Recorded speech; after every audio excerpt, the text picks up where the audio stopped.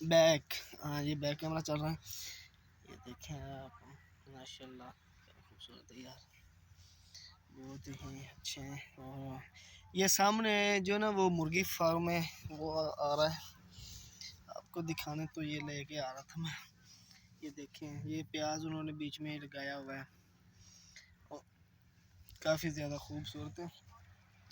سامنے آپ دیکھ سکتے ہیں کہ میں زوم کر کے تھوڑا سا دکھاتا ہوں، یہ جو کھیت ہے نا یہ سارا سرسوں کا ہے، اور بہت اچھا ہے۔ یہاں پہ ہم جائیں گے انشاءاللہ ادھر بھی، لیکن کچھ ادھر سے تھوڑا سا آپ کو دکھا رہے ہیں۔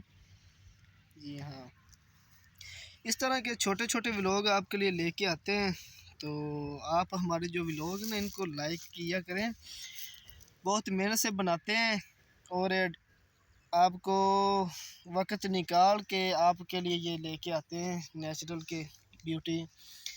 نیچرل میں کچھ عجیب چیزیں بھی ہو جاتی ہیں، جیسے کہ میں آپ کو دکھا رہا ہوں، یہ ولاگ تھوڑی ہوگا۔ جی ہاں، آپ اس کو یہ دیکھیں، یہ کیسا پودا ہے ماشاءاللہ، کس چیز کا جی مجھے تو نہیں پتہ، آپ بتائیں کمنٹ میں۔